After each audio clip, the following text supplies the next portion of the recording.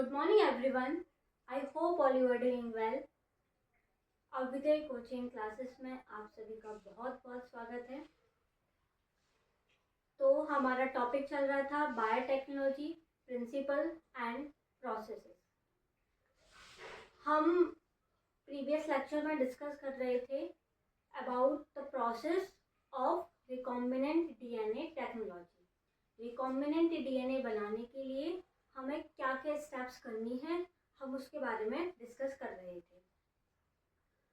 तो आपको I hope कि आपको 3 प्रीवियस लेक्चर देख के समझ आया होगा बायोटेक्नोलॉजी के बारे में कि एक्चुअली बायोटेक्नोलॉजी क्या होता है। बायोटेक्नोलॉजी में एक्चुअली हम किसके बारे में पढ़ते हैं और हम अब क्या पढ़ रहे थे, इसका प्रोसेस पढ़ रहे थे रिकॉम्बिनेंट डीएनए टेक्नोलॉजी का। तो हमने ऑलमोस्ट जो प्रोसेस थी 4 to 5 प्रोसेसेस हमने डिस्कस कर ली थी about the recombinant DNA technology. पहला स्टेप हमने क्या पढ़ा था, थोड़ा सा हम रिवाइज कर लेते हैं प्रीवियस लेक्चर को, फिर हम इसको और डिटेल में फर्दर डिस्कस करते हैं। पहला प्रोसेस जो हमने पढ़ा था process of recombinant DNA technology का, पहला प्रोसेस क्या पढ़ा था हमने, आइसोलेशन। आइसोलेशन किया था हमने किसका, isolation of genetic material. Genetic material क्या था हमारा यहाँ पे, isolation of genetic material. Genetic material is DNA, deoxyribonucleic acid. किसने दिया था, डीएनए का double helical structure of DNA molecules किसने दिया था, बॉस्टन एंड क्रिक ने दिया था double helical structure of DNA molecule. कौन सी ईयर में दिया था, ये आप मुझे कमेंट बॉक्स में कमेंट करना कि जो डीएनए डबल हेलिकल स्ट्रक्चर है वो बॉस्टन एंड क्रिक ने दिया था, कौन सी ईयर में दिया था। ओके, तो हम रिकॉम्बिनेंट डीएनए टेक्नोलॉजी का पहला स्टेप डिस्कस कर रहे हैं कि आइसोलेशन कैसे किया था हमने जेनेटिक मटेरियल का। हमने देखा था आइसोलेशन हमारी एक ऐसी प्रोसेस है जिसमें हम जीनोमिक डीएनए को या बैक्टीरियल डीएनए को आइसोलेट कर रहे हैं। कहाँ से, फ्रॉम बैक्टीरियल सेल से और फ्रॉम द होस्ट सेल से। तो आइसोलेट करने के लिए हमने फिर यहाँ पे बहुत सारे एंजाइम्स पढ़े थे, ठीक है। जैसे हम बैक्टीरियल सेल से अगर ले रहे हैं डीएनए को तो हम बैक्टीरियल सेल वॉल को रिमूव करेंगे। तो बैक्टीरिया की सेल वॉल को रिमूव करने के लिए हमने कौन सा एंजाइम यूज किया था, लाइसोजाइम एंजाइम यूज किया था। अगर हमें प्लांट सेल की सेल वॉल को, अब हमें पता है कि जो प्लांट की सेल है वो किससे बनी होती है, सेल्यूलोज से बनी होती है। तो हम प्लांट सेल की सेल वॉल को रिमूव करने के लिए कौन से एंजाइम का यूज करेंगे, सेल्यूलेज एंजाइम का यूज करेंगे। जैसे हमने बात की थी यहाँ पे फंगल सेल की, तो फंगल सेल को रिमूव करने के लिए हम काइटिनेज सेल का काइटिनेज एंजाइम का यूज करेंगे to remove the fungal cell wall. उसके बाद हमने डीएनए को आइसोलेट कर लिया था। डीएनए को आइसोलेट के साथ साथ हमारे कुछ मैक्रोमॉलिक्यूल्स भी आ गए थे, उनको रिमूव करने के लिए हमने आरएनएस और प्रोटीएज एंजाइम का यूज किया था, राइबोजाइम्स का यूज किया था। फिर उसके बाद हमने चिल्ड इथेनॉल में इसका प्रेसिपिटेशन कराया था डीएनए का, जो हमने आइसोलेट किया था, ठीक है। इतना हमने पूरा प्रोसेस किया था आइसोलेशन में। दूसरा स्टेप हमने क्या पढ़ा था, दूसरा स्टेप क्या था हमारा, सेपरेशन। हमें क्या करना है, हम सेपरेशन करना है अपने आइसोलेटेड डीएनए को। तो हमने सेपरेट कैसे किया था अपने आइसोलेटेड डीएनए फ्रेगमेंट को, bye using the gel electrophoresis, ठीक है। जेल अगारो जेल इलेक्ट्रोफोरेसिस एक ऐसी टेक्निक है जहाँ से हम डीएनए के फ्रेगमेंट्स को क्या करते हैं, सेपरेट आउट करते हैं, ठीक है। जिसमें अभी हमने पूरा प्रोसेस पढ़ा था कि हमें पता था कि डीएनए जो है हमारा कैसा है, नेगेटिवली चार्ज है, तो मूव करेगा toward the positive electrode under the influence of electric field. तो वहाँ पे हमने डीएनए के फ्रेगमेंट्स को फ्लोरोसेंट डाई से क्या कर दिया था, स्टेन कर दिया था, विथ अल्ट्रावायलेट एक्सपोजर दिया था, तो हमें ऑरेंज कलर के बैंड दिख रहे थे। फिर उस जेल में से हम एक डीएनए के फ्रेगमेंट को निकाल भी सकते हैं। उस प्रोसेस को हम क्या बोलेंगे, इल्यूशन। तो ये हमारी प्रोसेस थी सेपरेशन करने की, जो हमने किससे की है, अगारो जेल इलेक्ट्रोफोरेसिस। अगारोस क्या था हमारा, एक पॉलीमर था जो कि एक रेड एल्गे से आइसोलेट किया गया था। किस टाइप की रेड एल्गे थी वो, जेलेडियम एंड ग्रेसिलेरिया, ठीक है। इसके बाद सेपरेशन कर लिया था हमने। अब सेपरेशन करने के बाद हमने क्या किया था, कटिंग किया था। कटिंग किया था हमने आइसोलेटेड डीएनए फ्रेगमेंट्स को, ठीक है, बाय रिस्ट्रिक्शन एंडोन्यूक्लियसेस। तो हमें पता है restriction endonucleases are the molecular scissor जो स्पेसिफिक साइट को रिकॉग्नाइज करेंगे, फिर वहाँ पे उस पर कट लगा देंगे, ठीक है। तो ये हमारी प्रोसेस हो गई यहाँ पे कटिंग की। फिर हमने जो चौथी स्टेप पढ़ी थी वो क्या पढ़ी थी, amplification, amplification of gene of interest using the PCR. PCR process से हमने क्या किया था, एम्प्लीफिकेशन किया था, मल्टीपल कॉपीज बनाई थी अपने जीन ऑफ इंटरेस्ट की by using the process PCR. अब हमें पता है PCR stand for polymerase chain reaction, Kary Mullis ने दिया था ये। इसमें हम पीसीआर क्या होती है, टेक्निक है to making a multiple copies of the DNA by using the 2 set of primers का यूज किया था हमने। इसमें प्राइमर्स क्या होते हैं, शॉर्ट ओलिगोन्यूक्लियोटाइड्स होते हैं, और एंजाइम का यूज किया था डीएनए टैग पॉलीमरेजेस, ठीक है। इसमें 3 प्रोसेस थी हमारी। पहली थी क्या, डीनेचुरेशन कर रहे थे, यहाँ पे हमारे डबल स्ट्रैंडेड डीएनए जो है वो सिंगल स्ट्रैंड में कन्वर्ट हो रहा था। फिर दूसरी प्रोसेस क्या पढ़ी थी हमने, एनिलिंग पढ़ी थी, जहाँ पे हम प्राइमर्स का एडिशन कर रहे थे।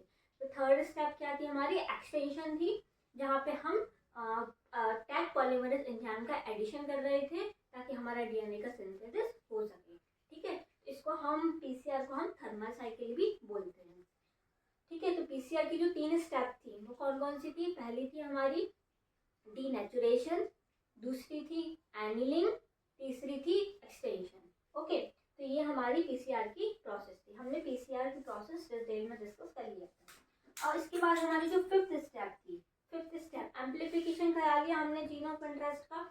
एम्प्लीफिकेशन कराने के बाद हमने क्या किया था, इंसर्शन और लाइगेशन किया था हमने वेक्टर का, ठीक है, एंड फॉर्मेशन किया था किसका, रिकॉम्बिनेंट डीएनए का।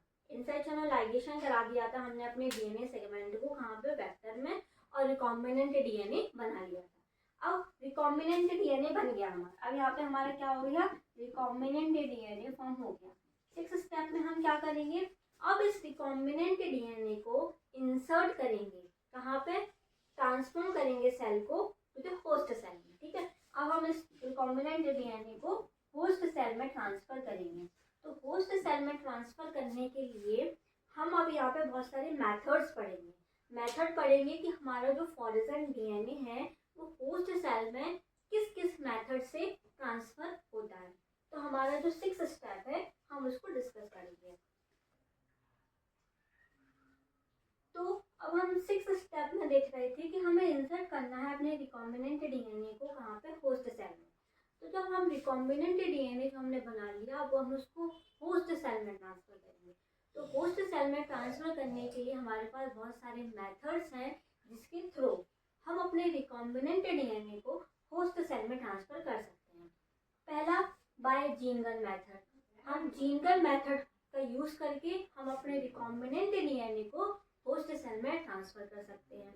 तो पहला मेथड क्या है हमारे पास, बाय जीन गन मेथड, ठीक है, जिसको हम बायोलिस्टिक भी बोलते हैं, बायोलिस्टिक, ठीक है। तो पहला है हमारा जीन गन मेथड जिसके थ्रू हम अपने रिकॉम्बिनेंट डीएनए को होस्ट में ट्रांसफर कर सकते हैं। दूसरा क्या है हमारे पास, माइक्रो इंजेक्शन।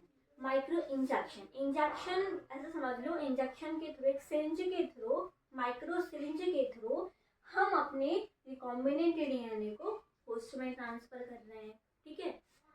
तीसरा है ट्रांसफॉर्मेशन।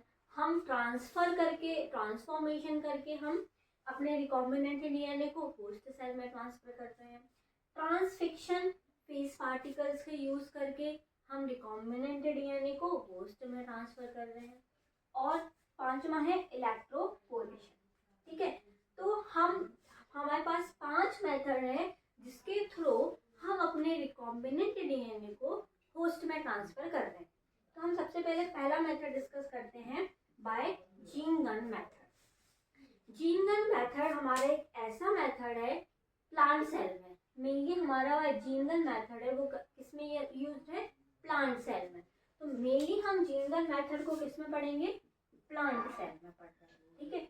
मेनली हमारा ये वाला मेथड है प्लांट सेल में यूज किया जाता है। प्लांट सेल के रिकॉम्बिनेंट डीएनए को अगर हमें होस्ट में डालना है तो मोस्टली टाइम हम जीन गन मेथड का यूज करते हैं, ठीक है। तो इन प्लांट सेल में रिकॉम्बिनेंट डीएनए इंट्रोड्यूस हो रहा है कहाँ पे, होस्ट सेल में, ठीक है, बाय जीनगर मेथड, जिसको हम बायोलिस्टिक भी बोलते हैं। इस मेथड में क्या होता है कि जो हमारे माइक्रो पार्टिकल हैं, ठीक है, जो माइक्रो पार्टिकल हैं जो कोटेड हैं विद गोल्ड एंड टंगस्टन से, ठीक है, इस मेथड में हमारे कुछ माइक्रो पार्टिकल्स हैं जो कोटेड हैं किससे, गोल्ड से या टंगस्टन से। गोल्ड और टंगस्टन मतलब केमिस्ट्री में पढ़ा होगा आपने, gold and tungsten, sorry, gold and tungsten, इसके सिंबल क्या है, गोल्ड एंड टंगस्टन के, या कमेंट बॉक्स में लिखना गोल्ड का सिंबल क्या है और टंगस्टन का क्या है। तो हम इसमें क्या कर रहे हैं, बाय जीनगर मेथड का यूज करके हम रिकॉम्बिनेंट डीएनए को ट्रांसफर कर रहे हैं किसमें, होस्ट सेल में। तो इसमें क्या होता है, कुछ माइक्रो पार्टिकल हैं जो कोटेड है हमारे किससे, माइक्रो पार्टिकल है, कुछ माइक्रो पार्टिकल हैं गोल्ड एंड टंगस्टन के, ठीक है, उनको हम कोट कर रहे हैं किससे, रिकॉम्बिनेंट डीएनए से, ठीक है। कुछ हमारे माइक्रो पार्टिकल हैं गोल्ड एंड टंगस्टन के, उनको कोट किया जा रहा है किसके साथ, रिकॉम्बिनेंट डीएनए के साथ कोट किया जा रहा है। फिर उसके बाद उनकी सेल वॉल पे हम very high amount of velocity दे रहे हैं, ठीक है, very high amount of velocity transfer कर रहे हैं, जिससे क्या होगा, जब वो सेल में इंटर करेंगे, ठीक है, ऑन एंटरिंग द सेल, जो हमारा रिकॉम्बिनेंट डीएनए है वो ट्रांसफर हो जाएगा कहाँ पे, होस्ट सेल में। तो ये हमारा बेसिकली मेथड है बाय जीनगर मेथड। आप इसको ज़्यादा डिटेल में मत समझिए, बस इतना समझिए कि हमारा जो जीनगर मेथड है, जीनगर मेथड हमारा एक ऐसा मेथड है जो रिकॉम्बिनेंट डीएनए को होस्ट सेल में ट्रांसफर करता है। मेनली प्लांट सेल में इसको यूज किया जाता है, इसको हम बायोलिस्टिक भी बोलते हैं। और इसमें जो माइक्रो पार्टिकल हैं कुछ गोल्ड एंड टंगस्टन के, उनको हम कोट करते हैं रिकॉम्बिनेंट डीएनए से। फिर उसके बाद हम उसको में हाई वेलोसिटी देते हैं, जब वो सेल में इंटर करता है तो वो हमारा रिकॉम्बिनेंट डीएनए ट्रांसफर हो जाएगा होस्ट सेल में। तो ये हमारा एक मेथड है जो यूज किया जाएगा जब हमें इंसर्ट करना होगा रिकॉम्बिनेंट डीएनए को होस्ट में। कौन सा मेथड है, बाय जीनगर मेथड। दूसरा मेथड है हमारा माइक्रो इंजेक्शन। अब ये मोस्टली हमारा एनिमल सेल में यूज किया जाता है, बट नाउडेज अब इसको हम प्लांट सेल में भी यूज करने लगे हैं, ठीक है। इस मेथड में क्या होता है कि हम अपने रिकॉम्बिनेंट डीएनए को इंजेक्ट करेंगे इनटू द होस्ट सेल में बाय माइक्रो इंजेक्शन, जिसको हम माइक्रो सिरिंज भी बोल सकते हैं या माइक्रो मैन्युपुलेटर, ठीक है। उसके थ्रू यूजिंग 2 माइक्रो मैन्युपुलेटर का यूज करके हम अपने रिकॉम्बिनेंट डीएनए को होस्ट में ट्रांसफर करते हैं। टेक्निक को हम ओरिजिनली एनिमल सेल में यूज करते हैं, बट हम इसको अब प्लांट सेल में भी यूज करने लगे। तो हम माइक्रो इंजेक्शन में क्या करना है, कुछ नहीं कर रहे हैं। माइक्रो इंजेक्शन में क्या कर रहे हैं, सपोज करो हमारी सेल है, ये न्यूक्लियस है, तो हम इंजेक्शन के थ्रू इसमें हम रिकॉम्बिनेंट डीएनए क्या कर रहे हैं, ट्रांसफर कर दे रहे हैं, ठीक है, या माइक्रो सिरिंज के थ्रू, ठीक है। ये हमारा माइक्रो इंजेक्शन है। दूसरा है हमारा ट्रांसफॉर्मेशन। ट्रांसफॉर्मेशन में क्या होगा, अपटेक करेंगे हम किसको, फॉरेन डीएनए को बाय सराउंडिंग सेल से, ठीक है। ट्रांसफॉर्मेशन में क्या कर रहे हैं, हम अपटेक कर रहे हैं किसको, फॉरेन डीएनए को। हमने पढ़ा था जब रिकॉम्बिनेंट डीएनए बनाया था हमने, जब हमने एक फॉरेन डीएनए लिया था, एक हमने चेन ऑफ इंटरेस्ट लिया था, जिसको हमने कट किया था, फिर उसके बाद लाइगेट करके हमने रिकॉम्बिनेंट डीएनए बनाया था। कैसे बनाया था, तो हम इसमें क्या कर रहे हैं, हम फॉरेन डीएनए को ट्रांसफर कर रहे हैं फ्रॉम द सराउंडिंग से। तो हमारा जो रेसिपिएंट सेल है, ठीक है, बैक्टीरियल सेल है, जो कॉम्पिटेंट है उसको लेने के लिए, ठीक है, competent to receive the foreign DNA by placing in a dilute calcium chloride solution, ठीक है। तो ये हमारे क्या है, ट्रांसफॉर्मेशन। ट्रांसक्रिप्शन में क्या बताया मैंने कि इस प्रोसेस में हम इंट्रोडक्शन करेंगे रिकॉम्बिनेंट डीएनए का बाय फेस पार्टिकल, ठीक है, by face particle, bacteria face particle, ठीक है, उसको हम बोलेंगे ट्रांसक्रिप्शन। और इलेक्ट्रोपोरेशन, लास्ट स्टेप है हमारी इलेक्ट्रोपोरेशन। इलेक्ट्रोपोरेशन में क्या होता है, इसमें हम रिकॉम्बिनेंट डीएनए को ट्रांसफर करते हैं किसमें, बैक्टीरियल सेल में, ठीक है, या फिर हम इसके प्लांट के प्रोटोप्लास्ट लास्ट में by exposing the high amount of electric pulse देते हैं हम इसमें। जब हम इसमें high amount of electric pulse देंगे, ठीक है, तब इसमें हम high amount of electric pulse देंगे तो क्या होगा, ये इसकी सेल वॉल पे फोर्स जनरेट कर देगा। जब हम बहुत अमाउंट ऑफ इलेक्ट्रिक पल्स दे रहे हैं तो इसकी सेल वॉल पे फोर्स कर देगा, फोर्स मतलब छोटे छोटे छेद कर देगा, जिससे क्या होगा, रिकॉम्बिनेंट डीएनए इंटर कर जाएगा इनटू दी सेल में। तो ये हमारी इलेक्ट्रोपोरेशन टेक्निक है। तो ये हमारे मेथड्स हैं, कुछ मेथड्स हैं जिसके थ्रू हम रिकॉम्बिनेंट डीएनए को होस्ट सेल में ट्रांसफर करते हैं। पहला मेथड पढ़ा हमने बाय जीनगन मेथड और बायोलिस्टिक, ठीक है, मेनली प्लांट सेल में यूज किया गया। दूसरा पढ़ा हमने माइक्रो इंजेक्शन या माइक्रोसिंच मेथड। तीसरा पढ़ा हमने ट्रांसफॉर्मेशन। चौथा पढ़ा हमने ट्रांसफिक्शन। पांचवा पढ़ा हमने इलेक्ट्रोपोरेशन, जिसमें हम high amount of electric pulse दे रहे हैं, जिससे उसकी सेल पे क्या हो जा रहे हैं, पोर्स हो जा रहे हैं, छोटे छोटे छेद हो जा रहे हैं, जिससे कि हमारा रिकॉम्बिनेंट डीएनए है वो सेल में इंटर कर पा रहा है।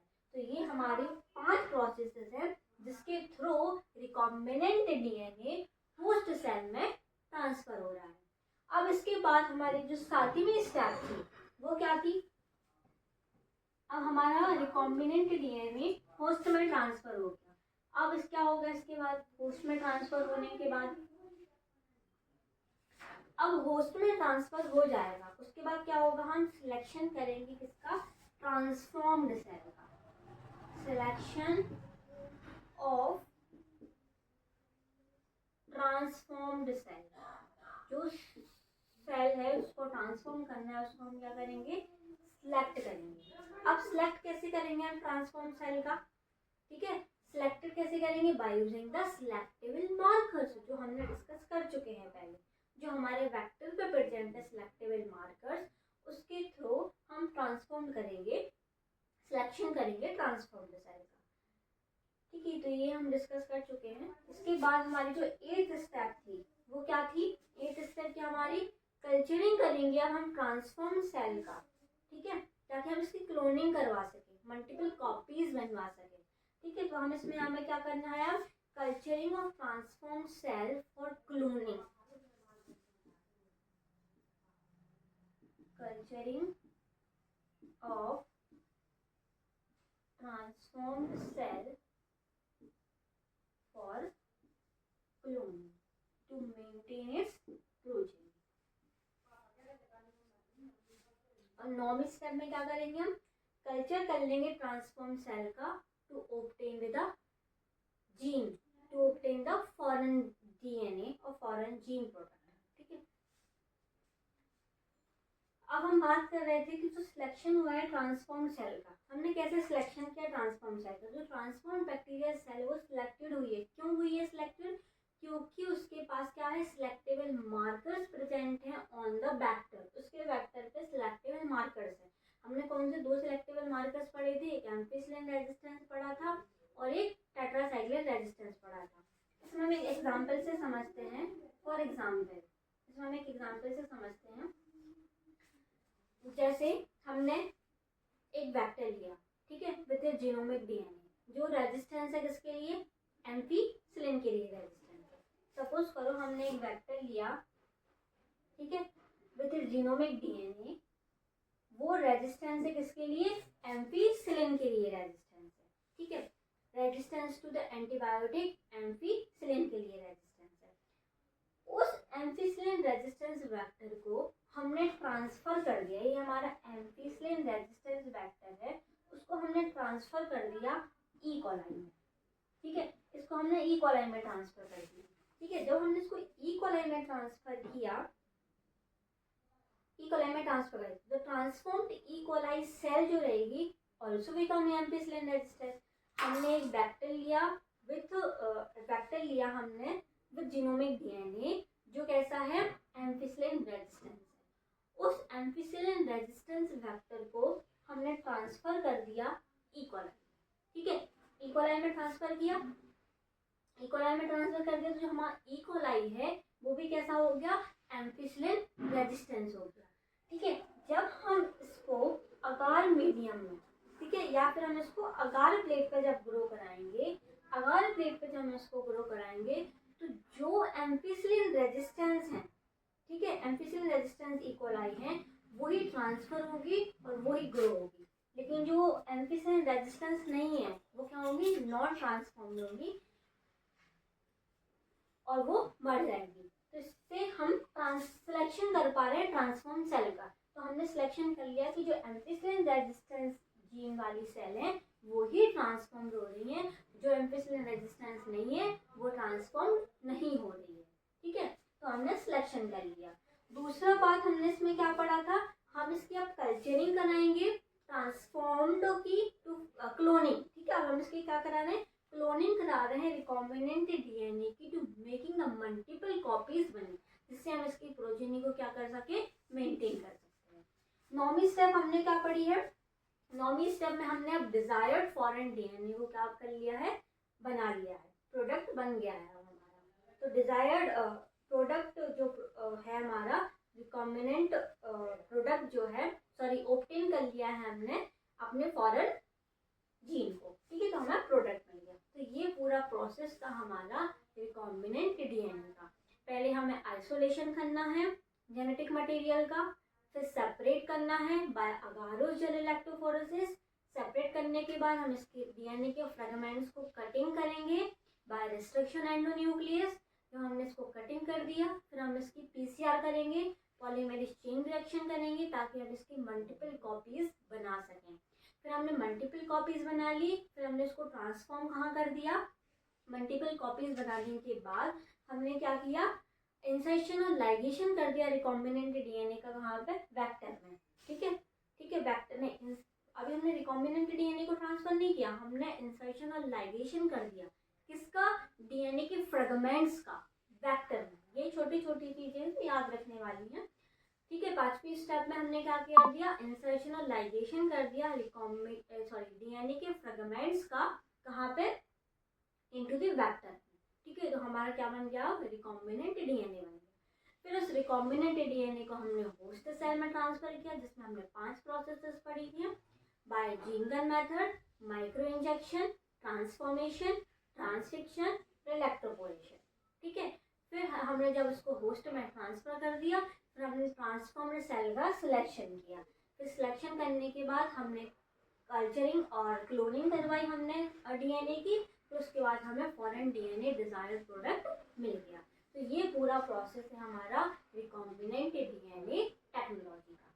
ठीक है, अब इसके बाद हमारा ऑलमोस्ट चैप्टर कंप्लीट हो चुका है। अब इसके बाद हम थोड़ी सी चीज़ें और डिस्कस कर लेते हैं, जैसे कि बायोरिएक्टर्स क्या होते हैं, फर्मेंटर्स क्या होते हैं। ठीक है, अब हम थोड़ा सा डिस्कस करते हैं बायोरिएक्टर्स के बारे में या फर्मेंटर्स के बारे में।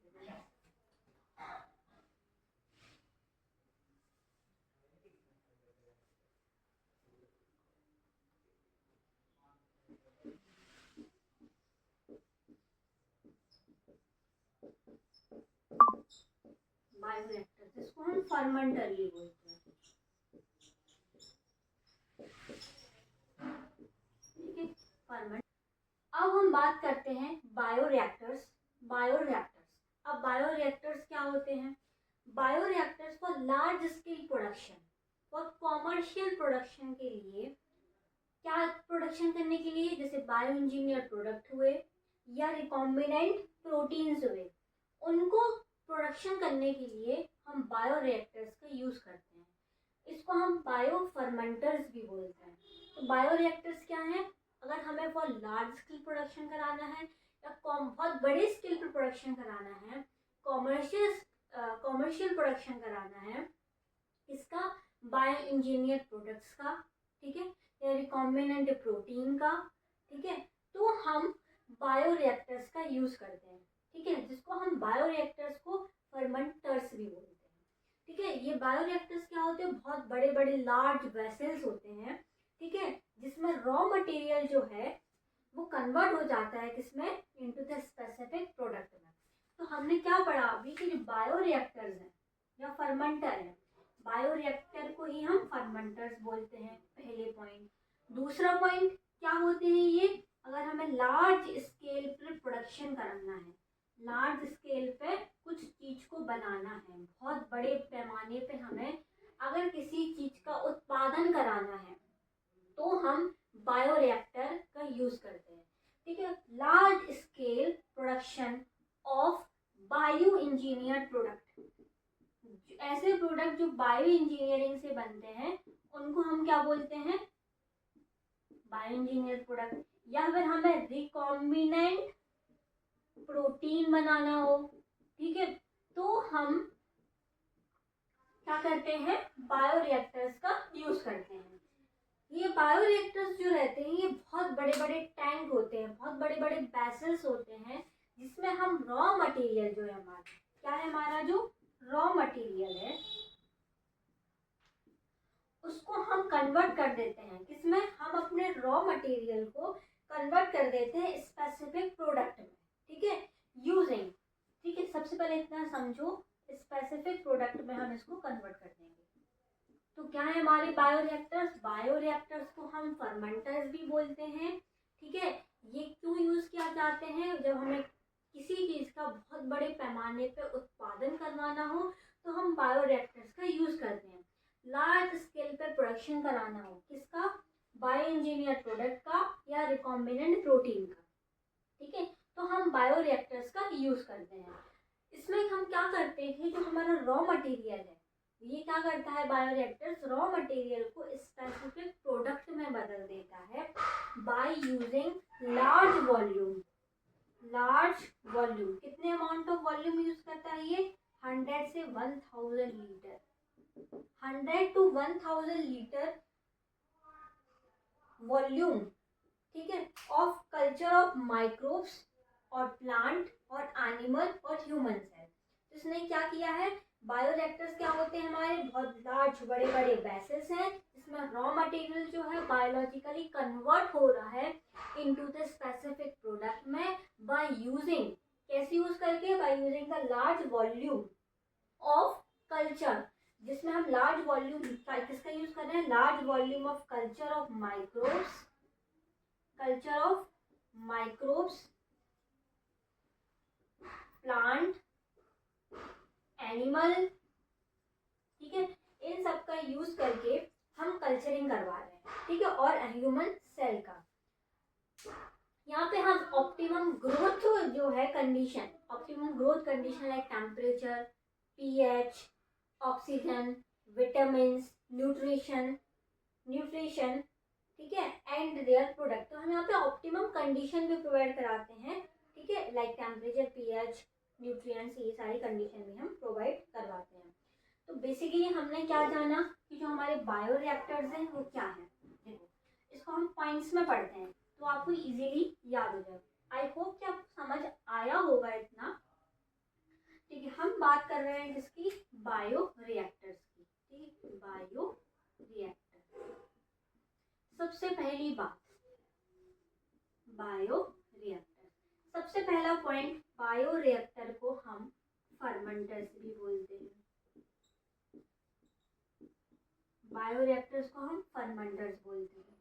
दूसरी चीज, बायोरिएक्टर्स का हम क्यों यूज करते हैं, फॉर लार्ज स्केल प्रोडक्शन कराने के लिए, फॉर लार्ज स्केल प्रोडक्शन, ठीक है, या फिर हमें कॉमर्शियल प्रोडक्शन कराना है। क्या कराना है, कमर्शियल प्रोडक्शन। कमर्शियल जानते हो, कमर्शियल प्रोडक्शन, ठीक है, लार्ज स्केल प्रोडक्शन है, कमर्शियल प्रोडक्शन कराना है किसका, इंजीनियर प्रोडक्ट का।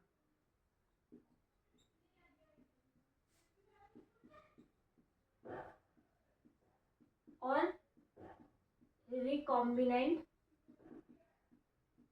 प्रोटीन का, ठीक है, इसलिए हम बायोरिएक्टर्स का यूज करते हैं for the large scale production.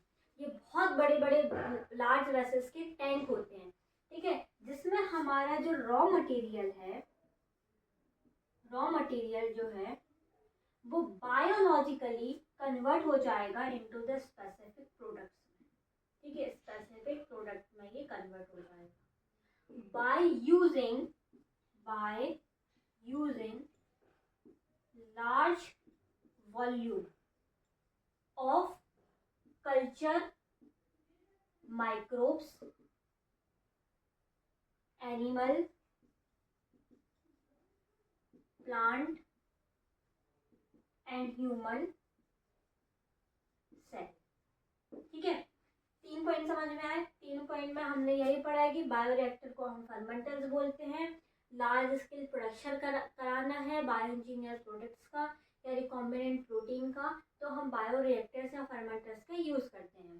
तीसरी चीज, ये क्या करता है, बहुत बड़े बड़े टैंक्स होते हैं जिसमें रॉ मटेरियल हमारा कन्वर्ट हो जाता है, बायोलॉजिकली कन्वर्ट हो जाता है स्पेसिफिक प्रोडक्ट में bye using large volume of culture microbes का यूज़ करके, प्लांट का यूज़ करके, एनिमल का यूज़ करके, ह्यूमन सेल का यूज़ करके। चौथी पॉइंट यहाँ पे जो हमारे ऑप्टिमम, ठीक है, जो हमारे ऑप्टिमम ग्रोथ कंडीशंस हैं, जो हमें ऑप्टिमम ग्रोथ कंडीशन चाहिए यहाँ पे, ऑप्टिमम ग्रोथ कंडीशन जो है यहाँ पे कौन कौन सी हैं, optimum growth condition, optimum growth condition like temperature, pH, nutrients और टेम्परेचर, pH, न्यूट्रिएंट्स, ऑक्सीजन और विटामिन्स, ये सारी चीज़ें हमें एसेंशियल है जब हमें बायोरिएक्टर्स का यूज़ करना है। अब हम इसके बेसिक डायग्राम के बारे में समझते हैं कि एक्चुअली बायोरिएक्टर या फर्मेंटर होते कैसे हैं। ठीक है, क्या क्या इसके पार्ट्स होते हैं, अब हम इसके बारे में जानेंगे। तो ये हमारे बायोरिएक्टर्स और फर्मेंटर्स का डायग्राम। ठीक है, ये हमारा क्या है, बायोरिएक्टर्स और फर्मेंटर का डायग्राम है। तो हमारे जो बायोरिएक्टर्स होते हैं वो ऐसे दिखते हैं। ये हमारा सिंपल बायोरिएक्टर है। ठीक है, तो पहले सिंपल बायोरिएक्टर को समझ लेते हैं। पहले ऊपर इसकी मोटर लगी रहती है, ये मोटर है, बीच में कल्चरल ग्रोथ भरा हुआ है। ठीक है, ये बाहर जो है इसकी कूलिंग जैकेट है, और यहाँ पे हमने बताया था ना कि ऑप्टिमम कंडीशंस रहती हैं like pH, temperature, vitamin, nutrients, medium को कंट्रोल करते हैं, पूरी ऑप्टिमम कंडीशन प्रोवाइड कराते हैं, वो ये है nutrients line, inoculum line, pH control. ठीक है, ये क्या कर रहे हैं यहाँ पे, स्टीम कर रहा है फॉर स्टेराइजेशन। स्टेराइल का मतलब क्या होता है, अगर कोई भी हमारा प्रोडक्ट क्या है, कंटामिनेटेड है, या कोई भी चीज़ हमारी कंटामिनेटेड है, उसको स्टेराइल करने का काम करेगा। तो स्टेराइल स्टीम, हम स्टीम करेंगे उसको, तो ये हमारी कंडीशन क्या हो जाएगी, स्टेराइल हो जाएगी। तो ये हमारा सिंपल बायोरिएक्टर है, बायोरिएक्टर या फर्मेंटर, सिंपल टाइप का बायोरिएक्टर या फर्मेंटर है। ये जो दूसरा टाइप का है, ये हमारा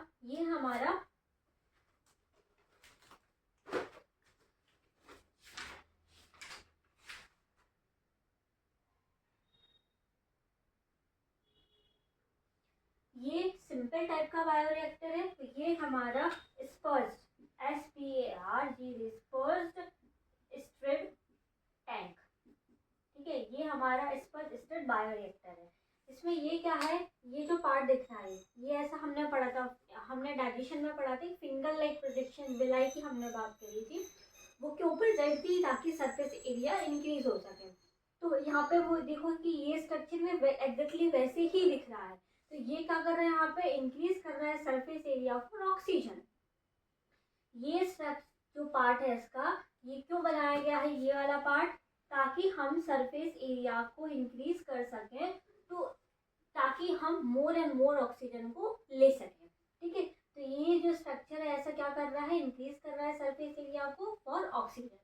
ठीक है, ये इसकी एयर बबल्स भरे हुए हैं इसमें, और ये जो बबल है, बबल क्या कर रहा है, dramatically increase the oxygen transfer area. अब पता है हमें सरफेस एरिया जाता है तो ऑक्सीजन ट्रांसफर होगा, अब यहाँ पे क्या हो रहा है, ऑक्सीजन ट्रांसफर हो रहा है। ठीक है, तो ये जो बबल है, bubble dramatically increase the oxygen transfer area, तो ऑक्सीजन ट्रांसफर एरिया को क्या करेगा, बढ़ा देगा, ताकि हम more and more amount of oxygen को ट्रांसफर कर सकें। तो ये स्टिर्ड बायोरिएक्टर है, और ये हमारा सिंपल बायोरिएक्टर है। तो बेसिकली हमने बायोरिएक्टर की बात की कि हम इसको फर्मेंटर भी बोलते हैं, किसी बायो इंजीनियर प्रोडक्ट को या फिर रिकॉम्बिनेंट प्रोटीन को हमें लार्ज स्केल और कॉमर्शियल स्केल पर प्रोडक्शन कराना है तो हम बायोरिएक्टर्स का यूज़ करते हैं, ठीक है। और हमने क्या पढ़ा बायोरिएक्टर्स में कि ये बायोरिएक्टर एक बहुत बड़े बड़े टैंक होते हैं जिसमें हम रॉ मटेरियल को कन्वर्ट कर देते हैं, बायोलॉजिकली कन्वर्ट कर देते हैं इनटू द स्पेसिफिक प्रोडक्ट में bye using the large volume of, कितने अमाउंट ऑफ वॉल्यूम हमने यूज किया था यहाँ पे 100 से लेके 1000 litre of volume, 1000 litre of volume का यूज करते हैं of culture microbes, plant, animal, human cells etcetera. और यहाँ पे हम ऑप्टिमम कंडीशंस जो है ग्रोथ कंडीशन है, ऑप्टिमम ग्रोथ कंडीशन जो है इसके लिए like temperature, pH, nutrients, vitamin and their product, तो ये सारी कंडीशन हम इसमें प्रोवाइड कराते हैं, ठीक है।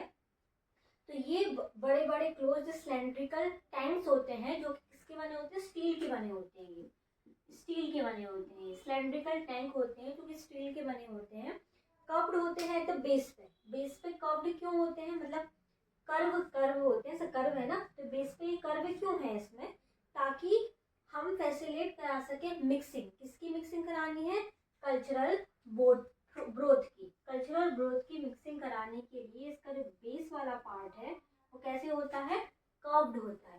तो ये पूरा है हमारा बायोरिएक्टर या फर्मेंटर, ओके। अब इसके बाद हम बात करते हैं down stream processing. Down stream processing का मतलब क्या हुआ, recovery and purification of biosynthetic product from the growth medium. Recovery and purification करा रहे हैं हम किसकी, बायोसिंथेटिक प्रोडक्ट्स का, ठीक है। तो डाउन स्ट्रीम प्रोसेसिंग में मेनली आप इसका थोड़ा डेफिनेशन ही समझ लो कि डाउन स्ट्रीम प्रोसेसिंग का मतलब क्या होता है। डाउन स्ट्रीम प्रोसेसिंग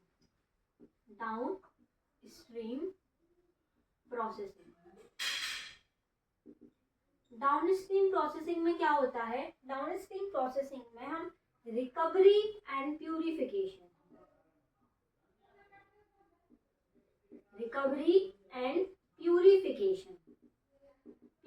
मतलब उसको प्योर कर रहे हैं, रिकवरी करा रहे हैं या प्यूरिफिकेशन कर रहे हैं हम इसकी biosynthetic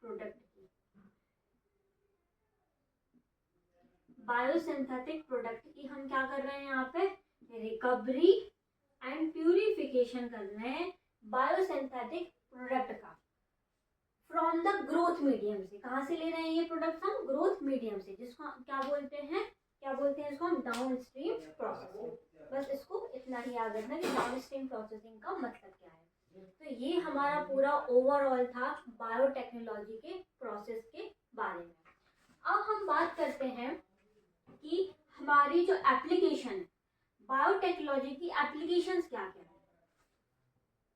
application of biotechnology. Application की अगर हम बात करते हैं, recombinant DNA technology application of recombinant DNA technology.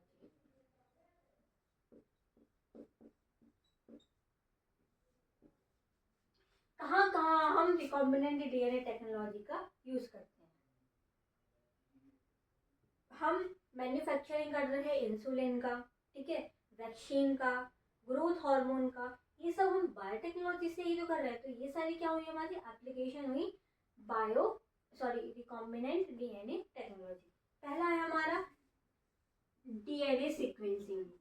DNA sequencing में भी हम रिकॉम्बिनेंट डीएनए टेक्नोलॉजी का यूज करते हैं।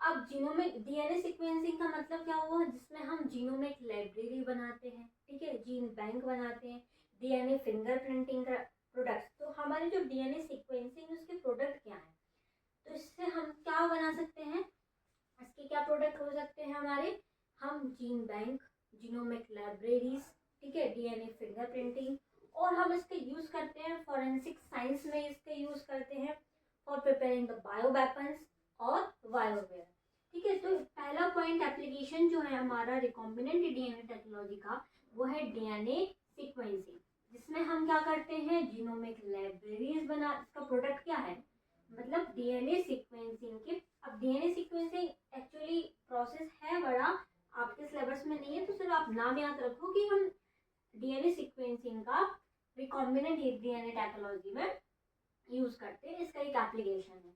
तो इसका जो प्रोडक्ट है डीएनए सीक्वेंसिंग का वो क्या है, जीनोमिक लाइब्रेरीज, ठीक है, और जीन बैंक, और क्या पढ़े थे हम, जीन बैंक, और इसको हम डीएनए फिंगरप्रिंटिंग, डीएनए फुटप्रिंटिंग या डीएनए फिंगरप्रिंटिंग में भी बात कर सकते हैं, ठीक है। फोरेंसिक टेस्ट में यूज करते हैं हम इसका, ठीक है।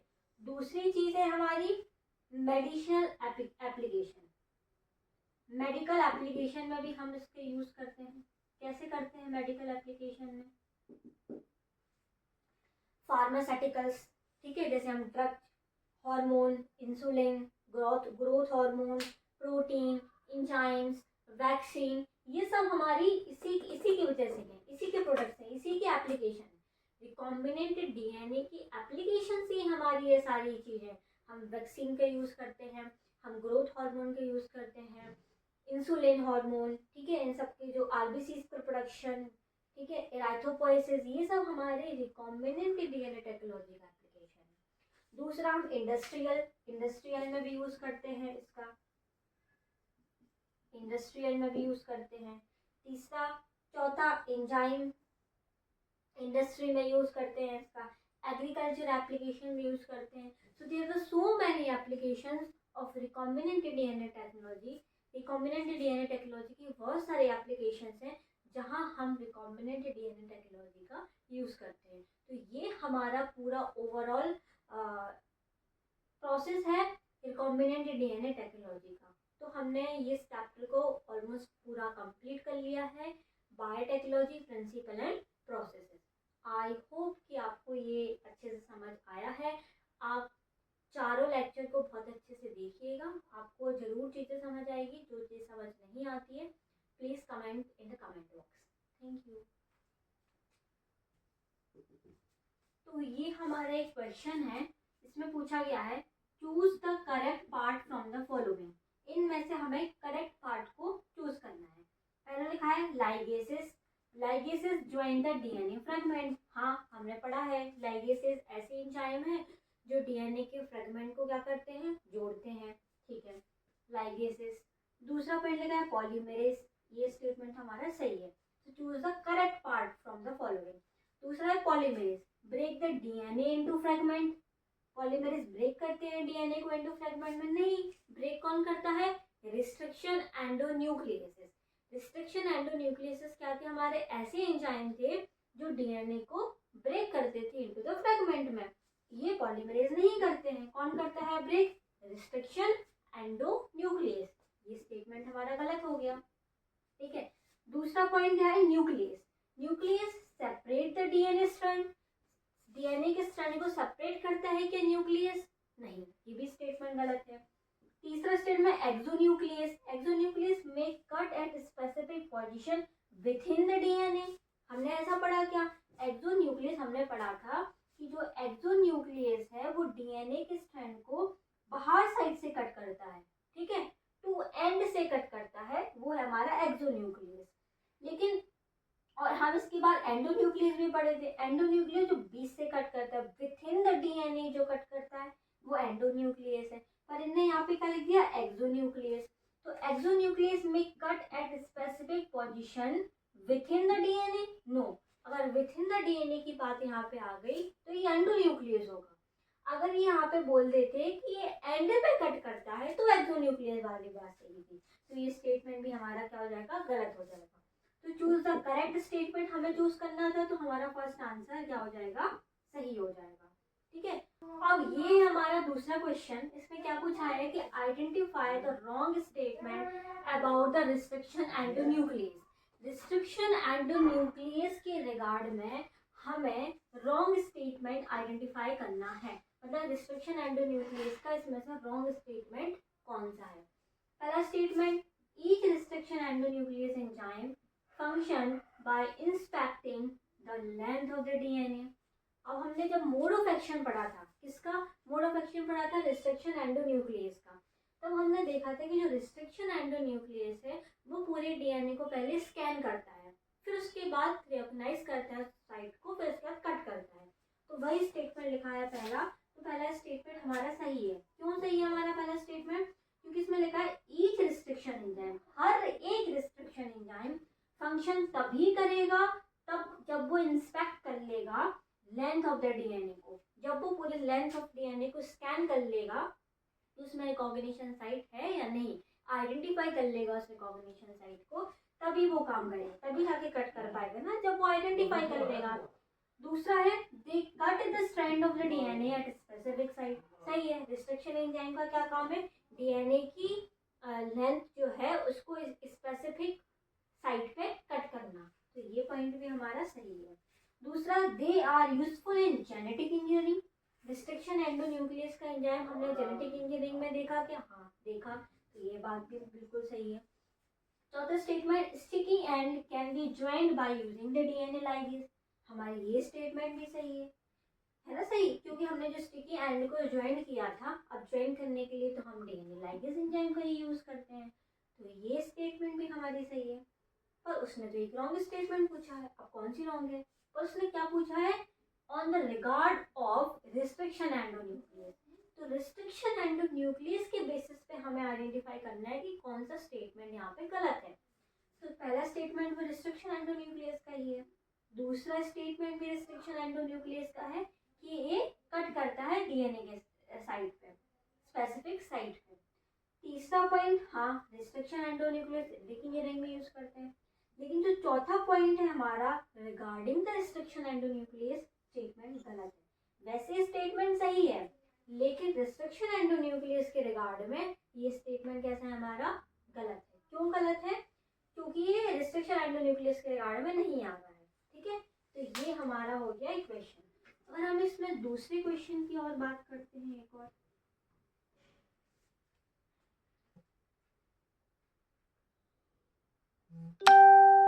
अब यहाँ पे हम एक दूसरा क्वेश्चन देखें। अगर